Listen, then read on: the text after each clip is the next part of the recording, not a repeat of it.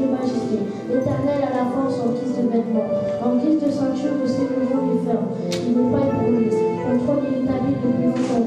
Tu existes de toute éternité, les fleuves entendent l'Éternel. Les fleuves chantent leur voix, les fleuves chantent la grande, entendent leur fleuve. Plus encore que la voix des grands yeux.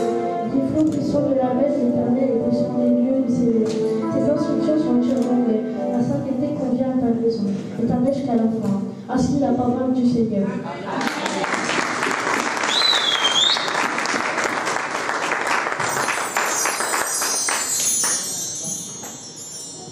Amen.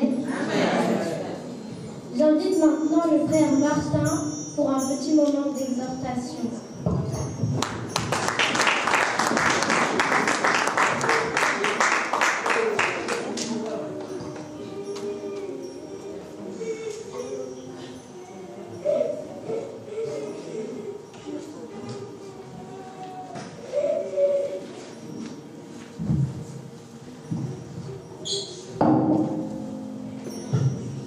Shalom peuple de Dieu.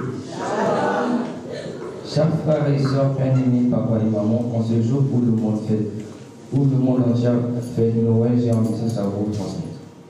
Comme certains le pensent, notre Seigneur Jésus-Christ n'est pas né le 25 décembre. En ce jour, nous voudrons réfléchir sur la question de la naissance spirituelle de Christ. Pour cela, j'ai une question à vous poser. Connaissez-vous personnellement Dieu? La parole de Dieu nous dit que Dieu existe, on peut le découvrir au travers de ses œuvres, comme nous le lisons dans Romains 1, verset 20. Des témoignages sont entièrement véritables. En effet, les perfections invisibles de Dieu, sa puissance éternelle et sa divinité, sa voix, comme à l'œil depuis la création du monde, comme on le considère dans ses ouvrages qui sont donc inexcusables. La Bible dit, en effet, lisons aussi Ésaïe 9, verset 25.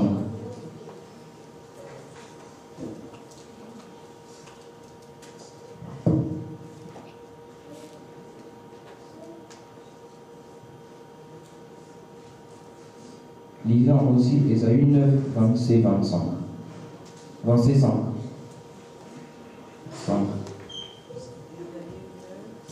Car un enfant nous est né, un fils nous est donné, et la domination reposera sur son épaule.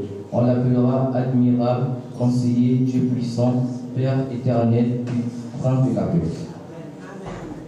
Vous voyez que la Bible contient beaucoup de prophéties, mais celles-ci annoncées par le prophète Isaïe se sont accomplies. Oui, cet enfant est notre Christ, qui est notre meilleur conseiller, qui est notre puissant Dieu, le prince de la paix.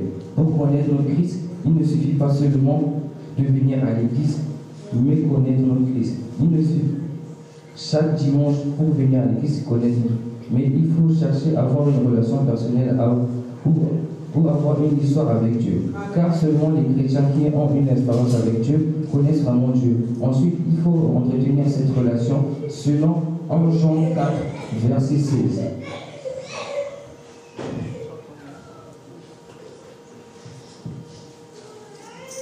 Et nous sommes connus à l'amour que Dieu a pour nous.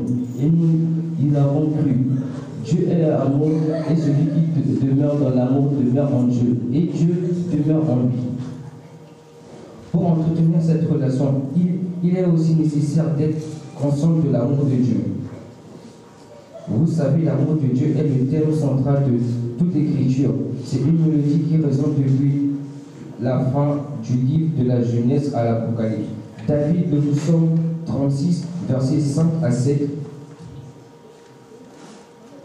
Il médite en justice sur sa couche.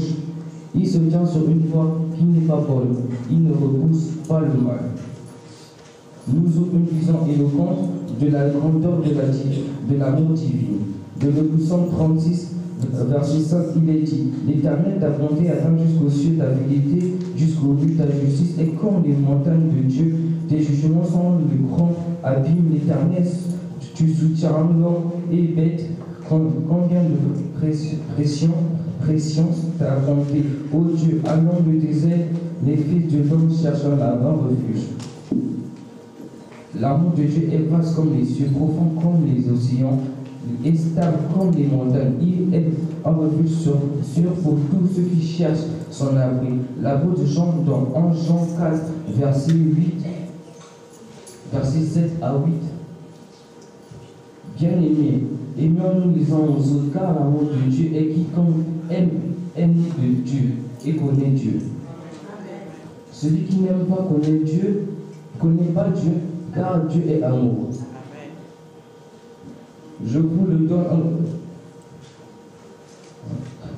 nous rappelle que Dieu est l'essence de l'amour. Bien-aimés, aimons-nous les uns les autres, car l'amour de Dieu est quiconque aime est né de Dieu et connaît Dieu. Celui qui n'aime pas n'a pas connu Dieu, car Dieu est amour.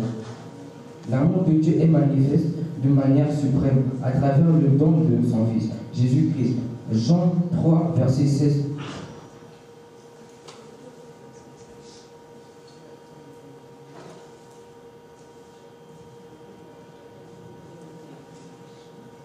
Car Dieu a donc aimé le monde qu'il a donné son Fils unique, afin que quiconque croit en lui ne périsse point, mais qu'il ait la vie éternelle.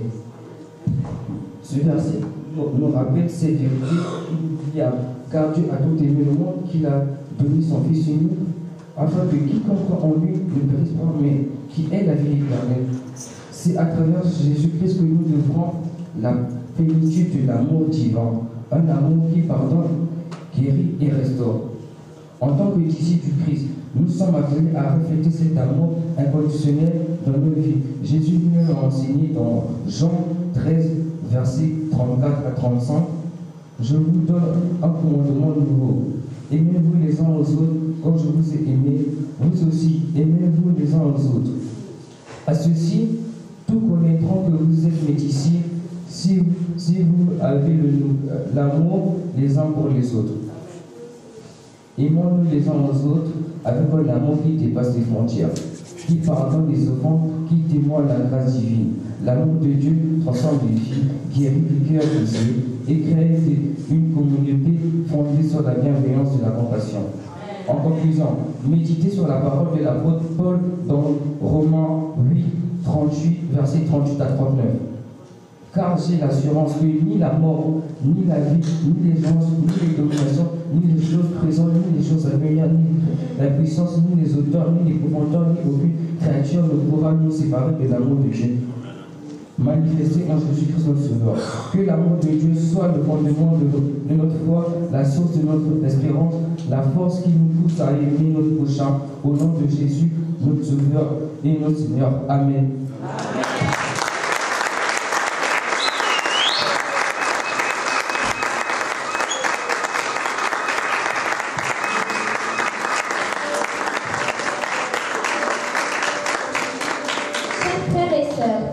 Papa et maman, distingués invités. Voici le moment venu de vous présenter une surprise avec les enfants de l'Écotine. Je vais donc inviter la sœur Léa qui va vous expliquer comment ça va se passer.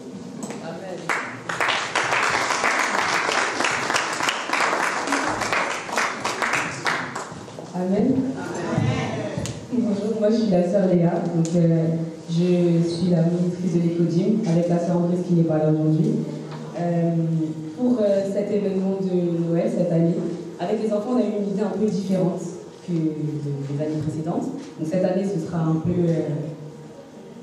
il y aura du changement.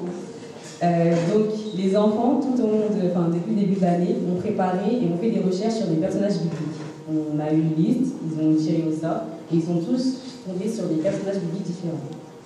Cette année, on a décidé de vous les présenter, mais à notre manière. C'est un peu différent. Donc là, on aura un peu de préparation. Donc on va prendre juste 2 minutes le temps de les préparer et on va commencer.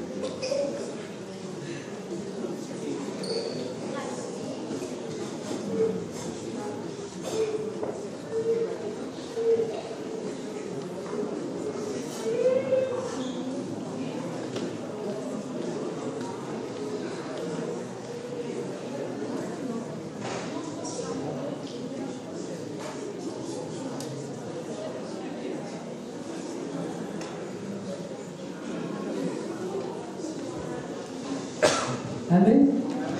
Excusez-moi.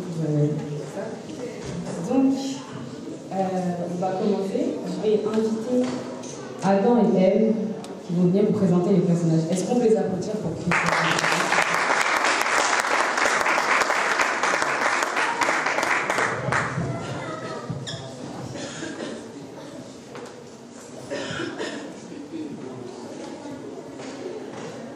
Shalom, peuple de Dieu. Je suis Adam, la première création de Dieu. J'ai été formé à partir de la poussière de la terre et animé par le souffle de vie de Dieu. Au jardin d'Éden, j'ai vécu en harmonie avec la nature, en compagnie des animaux, et j'ai reçu pour seule restriction de ne pas manger du fruit de l'arbre de la connaissance du bien et du mal. Un jour, séduit par le serpent, j'ai désobéi à cet ordre divin en suivant la chair de ma chair, Ève, et j'ai mangé du fruit interdit. Cet acte a entraîné la séparation avec Dieu et a introduit le péché dans le monde. Dieu, dans sa miséricorde, m'a confronté à mes actions ainsi qu'à Ève, ma compagne. Nous avons dû quitter le jardin d'Éden et la vie est devenue plus difficile. Cependant, Dieu nous a aussi promis un rédempteur, celui qui écraserait la tête du serpent. Ma vie a été marquée par la responsabilité de cultiver la terre et d'élever une famille. J'ai vu les conséquences de nos actes se répercuter sur les générations suivantes, malgré nos erreurs. La promesse de la rédemption nous a donné de l'espoir. Mon histoire reflète la fragilité humaine, la tentation et la grâce de Dieu qui offre la possibilité de rédemption même après la chute.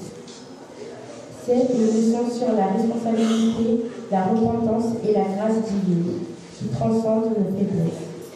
L'histoire d'Adam dans la Bible enseigne la responsabilité personnelle, les conséquences de la désobéissance, mais aussi l'espoir de la rédemption par la grâce divine. C'est une leçon sur la fragilité humaine, la nécessité de faire face aux conséquences de nos actions tout en soulignant la miséricorde de Dieu qui offre une voie vers la restauration. Soyez bénis.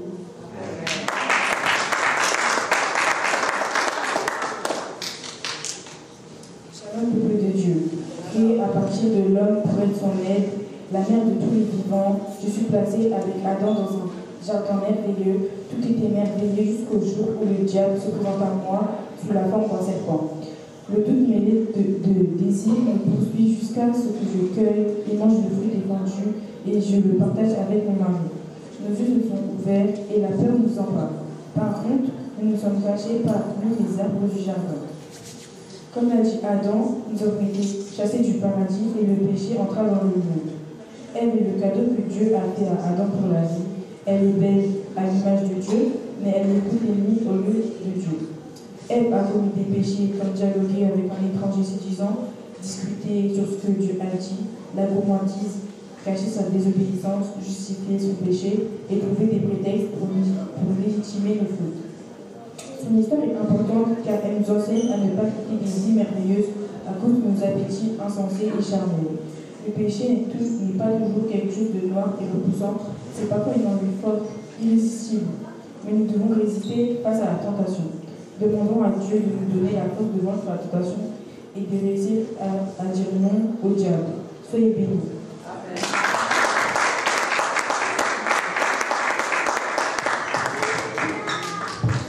Amen. On va continuer avec Noé. Est-ce qu'on peut l'applaudir aussi, s'il vous plaît?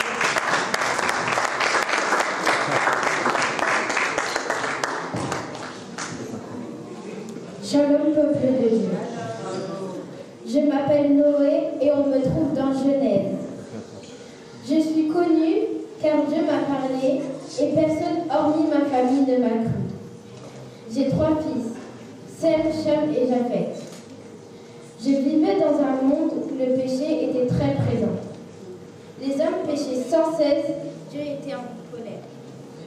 Alors, Dieu m'a parlé et il m'a demandé de construire une arche car il allait envoyer le déluge pendant 40 jours et 40 nuits, afin de punir tous ces gens qui vivaient une vie de pécheurs. Je bâtis donc cette arche. Malgré la chaleur, malgré les moqueries des hommes, malgré la fatigue, je construis cette arche sans les écoutant et afin d'obéir totalement à Dieu.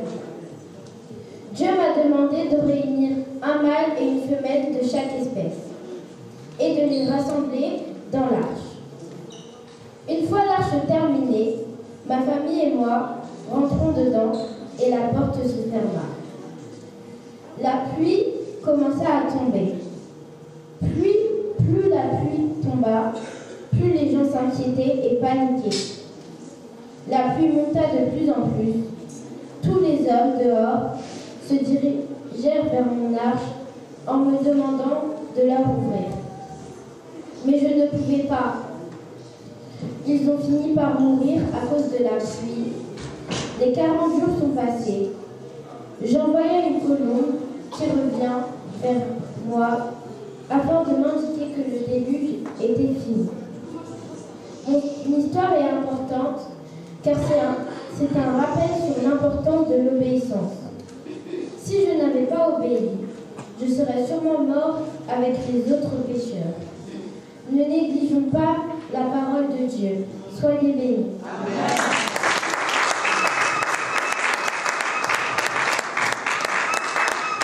Amen. On continue avec Sarah et Abraham, s'il vous plaît. On peut applaudir, s'il vous plaît.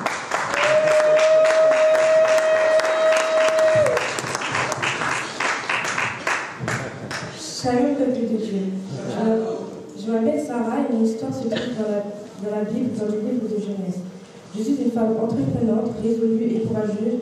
J'ai épousé Abraham et nous rêve d'avoir un enfant. Mon mari et moi, nous avons vécu une vie nomade en suivant les commandements de Dieu. Malheureusement, je n'ai pas pu avoir d'enfant, ce qui a été une grande source de tristesse pour moi. Un jour, des visiteurs angéliques nous annoncent que je concevrai un fils, malgré mon âge avancé, incrédule, j'en vis, mais cela se concrétise. J'ai donné naissance à Isaac, le fils de la promesse. Ma vie a été marquée par des moments de foi et de miracles, malgré les défis. Mon fils Isaac est devenu le patriarche d'une grande nation et notre histoire continue à inspirer ceux qui cherchent à comprendre la volonté divine. L'histoire pousse à dire à toute personne présente ici qu'avec notre Dieu, le mot impossible n'existe pas. Peu importe ce que les hommes diront, le dernier mot appartient à Dieu. Amen. Amen.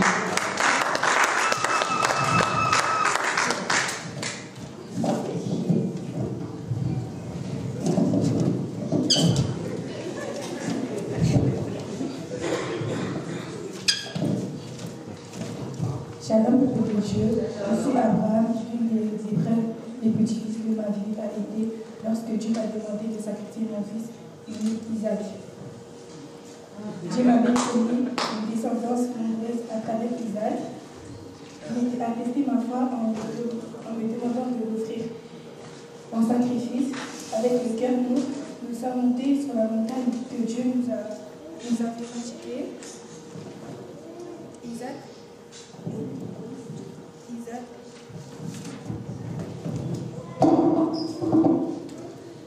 innocent et curieux, portait le bois du sacrifice. En arrivant, il m'a demandé où était l'agneau pour l'offrande. Avec foi, j'ai répondu que Dieu fournirait l'agneau.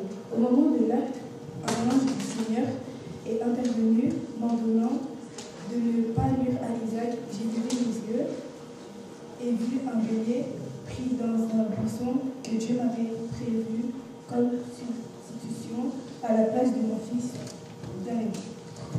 Dieu a donné notre obéissance et notre foi en multipliant nos descendants à travers Isaac. Cette expérience a renforcé ma conviction que Dieu est le pourvoyeur et qu'il récompense ceux qui lui font confiance même dans les épreuves les plus difficiles.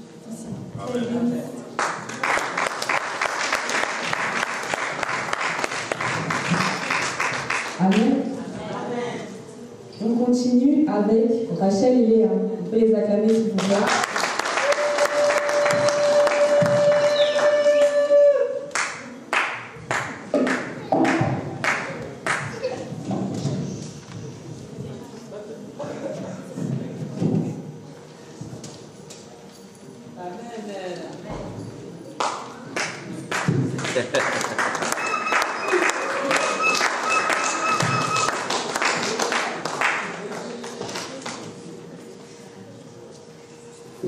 Shalom, peuple de Dieu, je m'appelle Léa et on me trouve dans Genèse à partir du verset 29 jusqu'au verset 35. Je suis la fille aînée de Laban et j'ai une petite sœur qui s'appelle Rachel. Ma petite sœur était très belle. Moi, je ne l'étais pas vraiment. Ma petite sœur avait pour projet de se marier avec Jacob. Mais pour que le mariage se fasse, mon père a demandé à Jacob de travailler pendant 7 ans. Et Jacob, par amour pour ma sœur, l'a fait. Au bout de 7 ans, durant la nuit, mon père profita de l'obscurité de la nuit pour me donner pour femme à Jacob, à la place de Rachel, qui est la plus jeune. Mon père a fait ça car la cadette ne peut pas se marier avec lui. J'ai donc aimé sa femme, mais Jacob était toujours éperdument amoureux de ma sœur.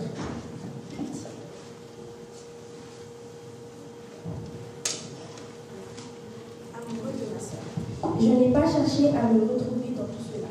Je n'ai pas la beauté de ma sœur, malgré ma tristesse de ne pas être aimée. Je me montre fidèle dans mon rôle d'épouse et de mère. Et Dieu m'a accordé sa grâce. Dieu a vu que j'étais mal aimée, voire même détestée par Jacob, mais il s'est occupé de moi et a réparé mon cœur en me donnant des enfants. Contrairement à ma sœur Rachel, qui ne pouvait pas en avoir, car Dieu l'a rendue stérile. À travers les noms que j'ai donnés à mes enfants, j'exprime ma soif d'être aimée par Jacob. Mais malgré tout, il ne m'aimait toujours pas autant qu'il aimait ma sœur. Mais je continue de louer Dieu, qui continue aussi de me bénir avec des enfants. Mon histoire est importante car au départ, j'étais celle dont on ne voulait pas, celle qui n'était pas belle et mal aimée. Mais Dieu en a décidé autrement et a fait de moi une femme, une mère bien aimée. L'histoire que les gens nous attribuent à cause de notre apparence physique, de notre comportement ou autre, n'est pas la réalité. Soyez conscients du fait que seul Dieu a le dernier mot sur votre vie. Sur votre vie, excusez-moi. Soyez bénis.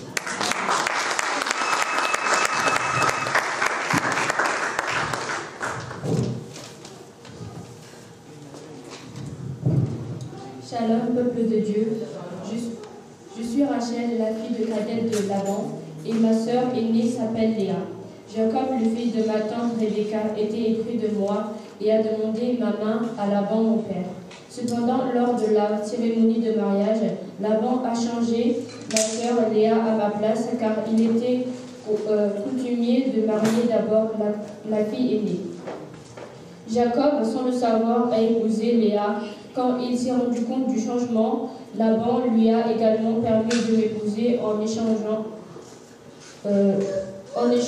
de 7 années de travail supplémentaire. Malgré les défis, notre amour a survécu. J'ai eu des difficultés à concevoir, mais finalement Dieu a répondu à mes prières et m'a donné 2 fils, Joseph et Benjamin. Tragiquement, j'ai perdu la vie en donnant naissance à Benjamin. L'histoire de Rachel souligne l'amour, la persévérance à travers les difficultés et les conséquences douloureuses des actions de ceux qui l'entourent.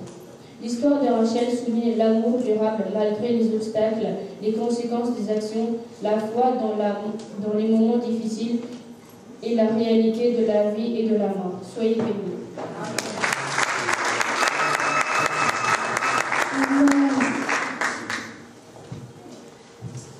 Amen. On continue avec Joseph et Marie. Vous pouvez les acclamer, s'il vous plaît.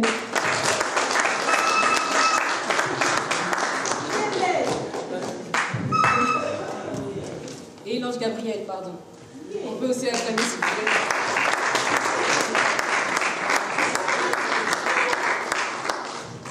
Shalom, peuple de Dieu.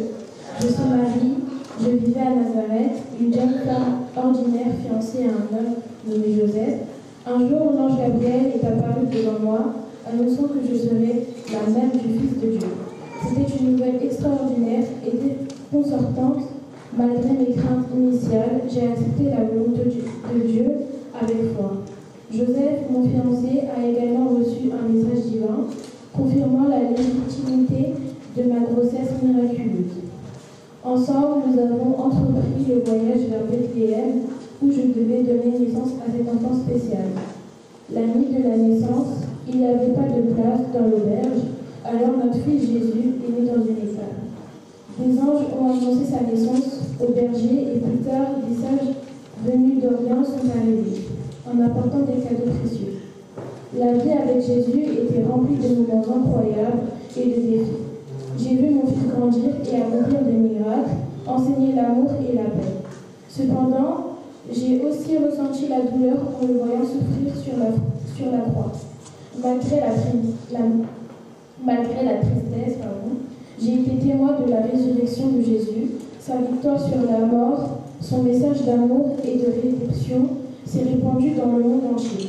En tant que mère, mon cœur a connu des joies indicibles et des douleurs profondes. Mais je suis reconnaissante d'avoir joué un rôle dans le plan divin. Mon histoire est celle de la foi, de l'acceptation humble et de l'amour maternel qui a laissé une empreinte indélébile dans l'histoire du christianisme. Le récit de Marie dans la Bible souligne la foi, l'acceptation humble de la volonté divine et l'amour maternel. C'est une histoire de dévouement à Dieu malgré les défis et l'impact positif de cet enseignement sur l'histoire chrétienne. Soyez bénis.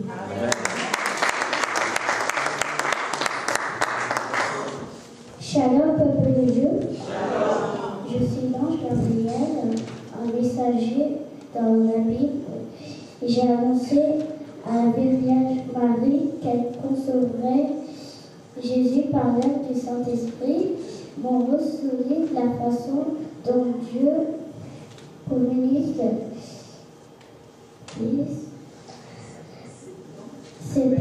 ses plans divins à l'humanité. Soyez bénis.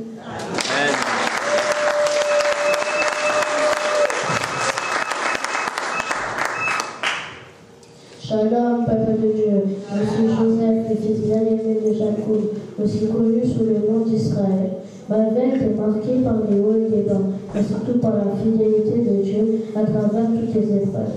Je me souviens encore du mouton multicolore que mon père m'a donné, suscitant la jalousie de mes frères. Leur envie a été à son paroxysme, et ils m'ont vendu comme esclave à des marchands étranges. J'ai fini par atterrir en Égypte, loin de ma famille et de mes terres natales. Dans la maison de Potiphar, un officier égyptien, j'ai trouvé du travail et gagné la confiance de mon maître. Cependant, une fausse accusation m'a conduit en prison. Là, Dieu a continué de veiller sur moi, et le temps d'interprétation des œuvres m'ont fallu la faveur du chef-lieu. Finalement, le pharaon de l'homme a eu le rêve mystérieux et ma capacité à l'interpréter. Ma conduite a été libérée de prison et élevée au rang de gouverneur de l'Égypte. Pendant une famille, mes frères sont venus chercher la nourriture sans me reconnaître au début. Lorsque la vérité éclata, j'ai fait preuve de pardon envers mes frères, reconnaissant que Dieu avait orchestré tous ces événements pour accomplir un dessein plus grand. Ma famille était unie et nous avons connu la restauration et la bénédiction divine. Mon histoire est celle de la persévérance, du pardon et de la providence.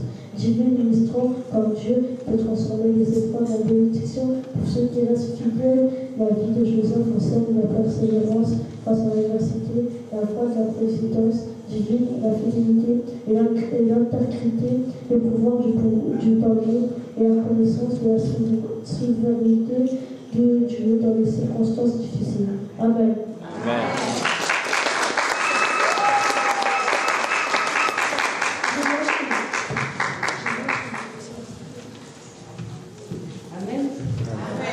On continue avec le roi David. On peut acclamer, s'il vous plaît.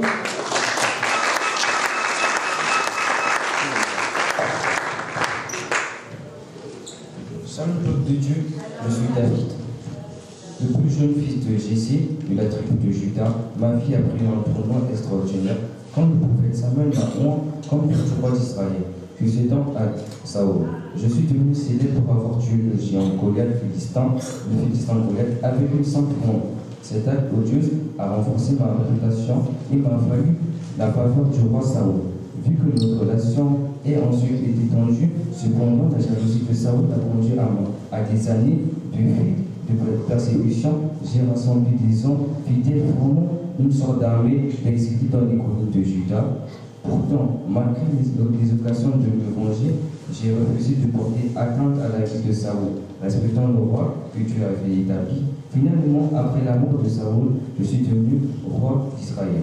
Mon histoire est un mélange de triomphe, de tragédie, mais elle témoigne de la manière dont Dieu peut utiliser des personnes imparfaites pour accomplir ses desseins. Mon héritage inclut la promesse d'une lignée qui mènerait au Messie Jésus-Christ. Amen.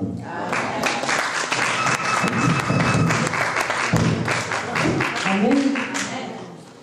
On continue avec Daniel, on peut aussi l'acclamer s'il vous plaît.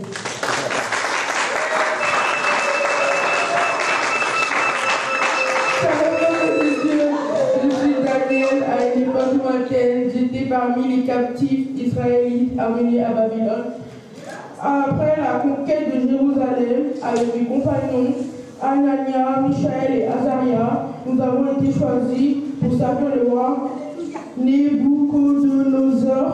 Notre foi en Dieu nous a mis à l'épreuve lorsque le roi a ordonné que tous les sages de Babylone soient tués. Avec prière et confiance en Dieu, nous avons fait sa sagesse pour interpréter un rêve mystérieux du roi. Dieu nous a accordé cette sagesse et j'ai pu expliquer le rêve, gagnant ainsi la faveur du roi. Plus tard, mes convictions religieuses ont été prises à l'épreuve. Lorsque le roi a émis un décret exigeant l'adoration du statut doré, Anania, Michaël, Azaria et moi avons refusé de nous prosterner devant cette idole, malgré la menace de la fournaise ardente. Dieu nous a miraculeusement préservés du feu, renforcé notre témoignage de foi. Plus tard, j'ai été confronté à la colère du roi Darius, mais ma loyauté envers Dieu m'a protégé de la fosse au lion, où Dieu a envoyé un ange pour fermer la gueule des lions. Mon histoire témoigne de la fidélité à Dieu dans une situation difficile, de la sagesse divine accordée à ceux qui la recherchent et de la protection miraculeuse réservée à ceux qui restent survivent dans leur foi. L'histoire de Daniel met en avant la fidélité de Dieu dans des situations difficiles, la sagesse divine accordée à ceux qui la recherchent et la protection miraculeuse réservée à ceux qui restent survivent dans leur foi. C'est une leçon sur la confiance en Dieu, même lorsque confronté à des défis apparemment insurmontables. Soyez bénis. Amen. On continue avec la femme à la porte de sang. Shalom, peuple de Dieu. Je suis la femme qui a souffert d'une perte de sang pendant 12 ans, tel que raconte la Bible. J'avais dépensé toutes mes ressources pour trouver un remède, mais aucun médecin ne pouvait me guérir. J'étais devenue impure selon la loi juive, exclue de la société. Un jour, j'ai entendu parler d'un homme nommé Jésus, qui accomplissait des miracles de guérison, plein d'espoir. Je me suis approchée de lui au milieu de la foule. Je me suis dit que si je pouvais simplement toucher le bord de son vêtement, je serais guérie. Avec une foi profonde, j'ai touché son manteau et instantanément la source de mon affliction s'est arrêtée. Jésus s'est arrêté, ressentant une force était sortie de lui. Il m'a regardé et m'a dit que ma foi m'avait guéri. C'était un moment extraordinaire de soulagement et de gratitude. J'avais trouvé la guérison que je cherchais depuis si longtemps. Jésus m'a encouragé à aller en paix, déclarant que ma foi avait opéré ma guérison. Mon histoire témoigne de la puissance, de la foi et de la compassion de Jésus envers ceux qui souffrent. Soyez bénis.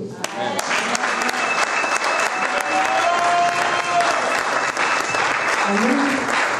On continue rapidement avec Séphora. Est-ce qu'on peut aussi l'acclamer, s'il vous plaît?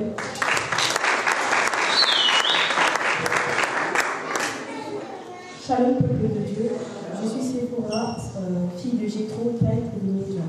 Un jour, Moïse est venu chez nous, fuyant l'Égypte, où il était recherché pour avoir tué un Égyptien, qui maltraitait un Hébreu. Mon père l'a accueilli et m'a donné en mariage à Moïse.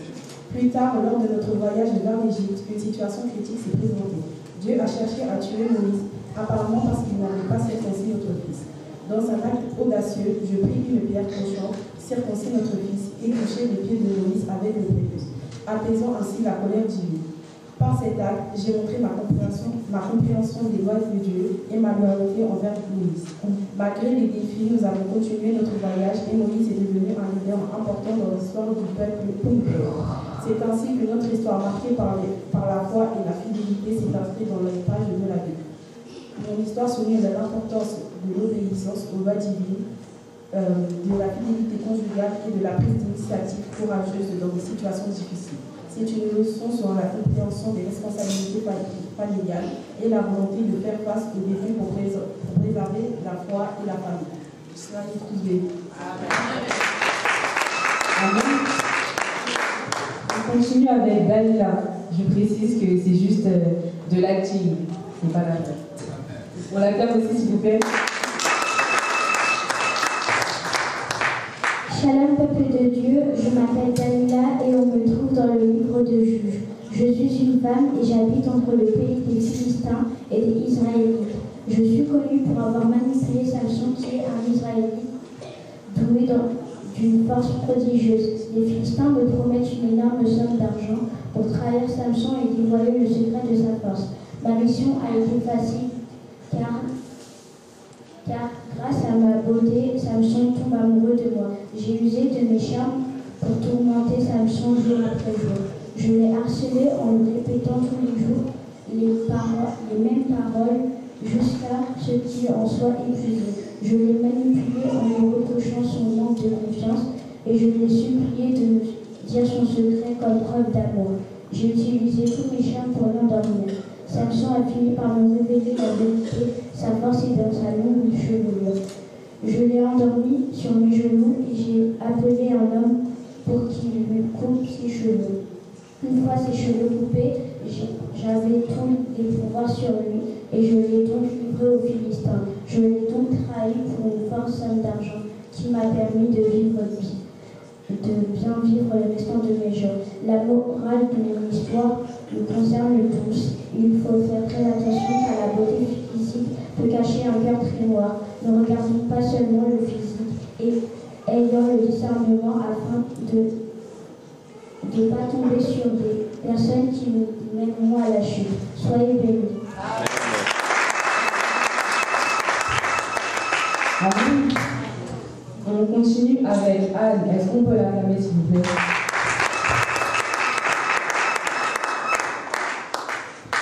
Shalom, peuple de Dieu. Je m'appelle Anne et on me trouve dans le livre de Luc 2, versets 22 à 38. Je viens témoigner la grandeur de Dieu dans ma vie. J'ai un témoignage assez chargé. Dans mon mariage, j'ai eu énormément de problèmes à enfanter.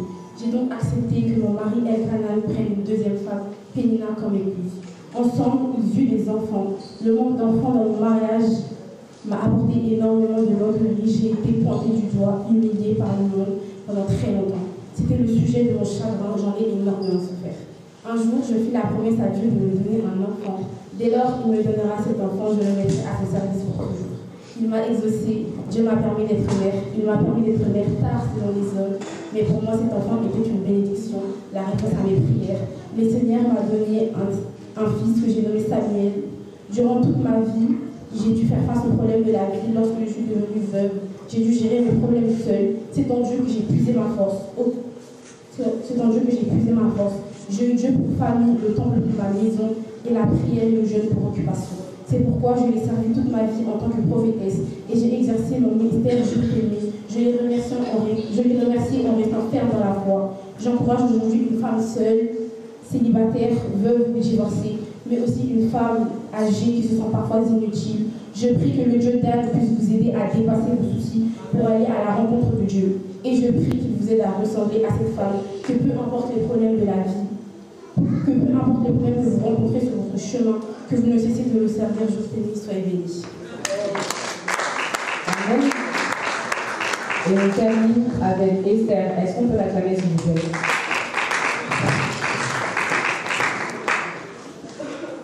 Shalom, peuple de Dieu, je suis Esther, une jeune juive qui a grandi sans parents, élevée par mon cousin Mardoché à Souchan, la capitale perse. Un jour, le roi Ahasuérus organise un grand festin pour montrer sa richesse et sa puissance. La reine Vashti refuse de se présenter devant les invités, ce qui conduit le roi à la répudier. À la recherche d'une nouvelle reine, un concours de beauté est organisé et je suis l'une des participantes. Le roi me choisit comme sa nouvelle reine sans connaître mes origines juives. Pendant ce temps, Mardoché découvre un complot visant à tuer le roi et il ment l'informe. Plus tard, un homme maléfique du nom de Haman devient le conseiller principal du roi. Il hait Mardoché et décide de détruire tous les juifs en lançant un sort pour déterminer la date de leur extermination. Mardoché a un plan de plaider en faveur de mon peuple auprès du roi malgré le danger de me présenter sans y être invité et je décide de prendre le risque. Lors d'un banquet, je relève ma véritable identité et expose le plan de Haman. Le roi, choqué par la trahison de Haman, renverse le sort et permet aux Juifs de se défendre. Haman est pendu sur la potence qu'il avait préparée pour Mardoché. Les Juifs sont sauvés et la journée est célébrée comme la fête de Purim pour commémorer notre délivrance. Cette histoire souligne la façon dont la foi et le courage et l'action individuelle peuvent changer le cours des événements, même dans des circonstances difficiles. Soyez bénis. Amen.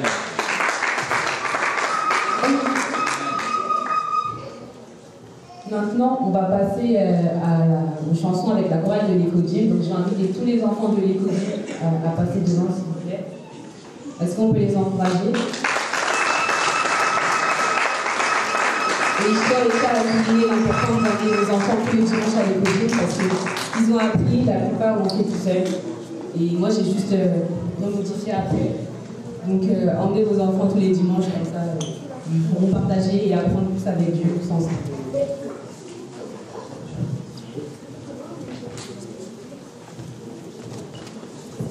Et aussi, je vais demander à l'équipe de chant de nous aider, s'il vous plaît.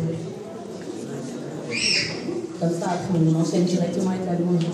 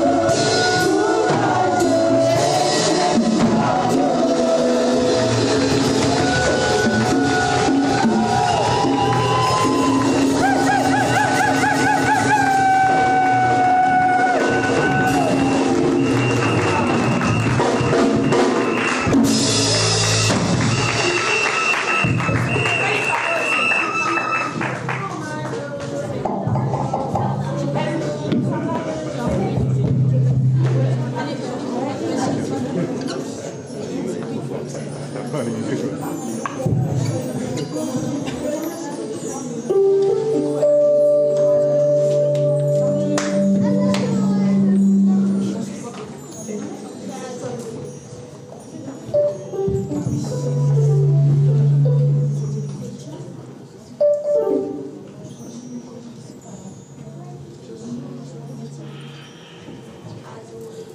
je n'étais pas qualifiée. Je n'avais pas les chances de mon côté. Personne n'aurait osé miser sur moi. M'imaginer dans les esprits.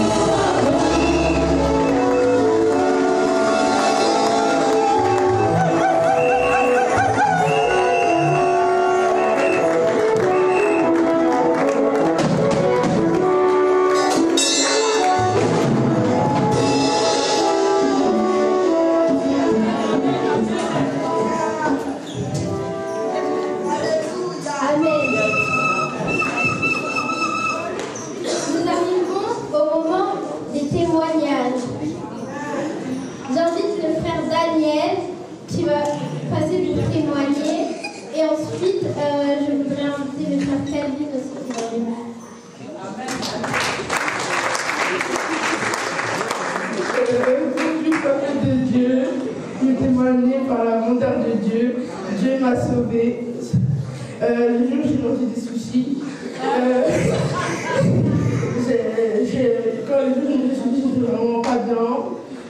Mon cœur s'est accéléré. Il y a un poumon qui a accéléré plus que l'autre. Mais on a prié à ma mère beaucoup et Dieu m'a sauvé. Si ce jour-là on n'avait pas prié, ma mère et moi ne seraient pas là ce jour-là. Je remercie le Seigneur. Amen. Amen.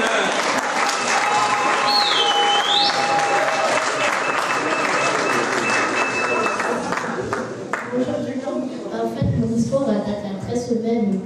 C'était un jour où je devais aller à l'école. Le matin, il y avait l'ambulance, la police et plein d'autres choses comme ça dans la route. S'il était fait, je suis passée, il y a une voiture qui allait m'écraser. D'un coup, j'ai eu peur, j'arrivais plus à bouger statistement. Et dans mon corps, j'ai senti une force et j'ai eu la force de sauter. Du coup, grâce à Dieu, j'ai cette force en moi que maintenant je sais que j'ai cette force.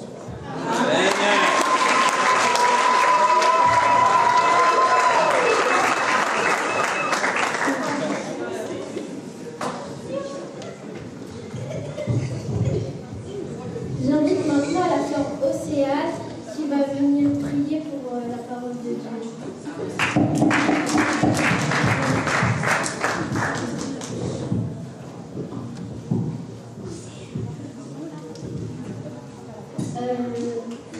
C'est la sœur Océane.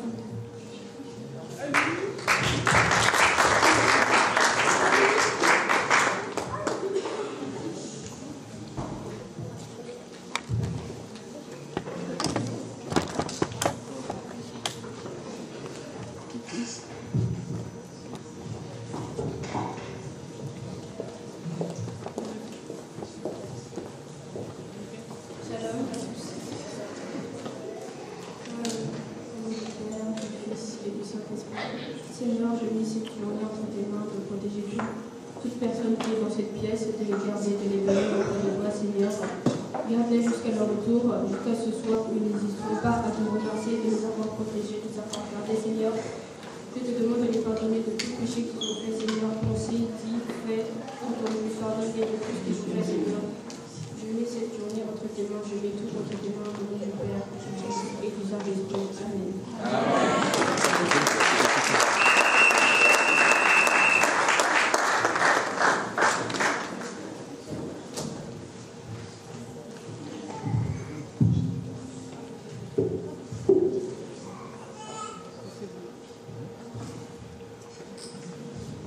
Je vais maintenant vous inviter à vous lever pour accueillir le prédicateur du jour, le prophète Anderson.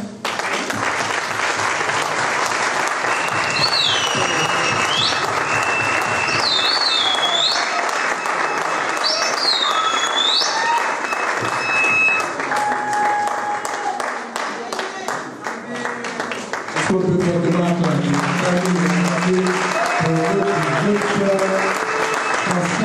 je donne le prix de foi.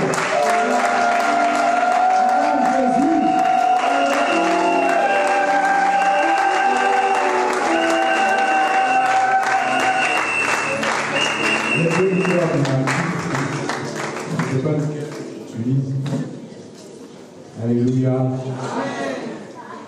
Est-ce qu'on peut aller dans une adoration ce matin? Je sens que quelque chose va se passer.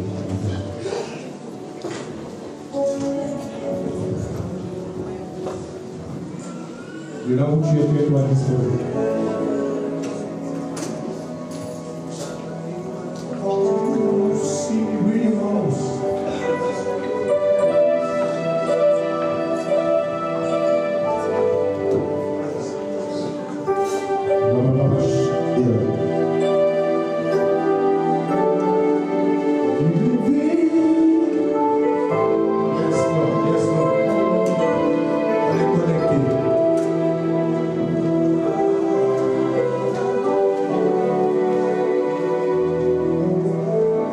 Je veux que tu célèbres Dieu.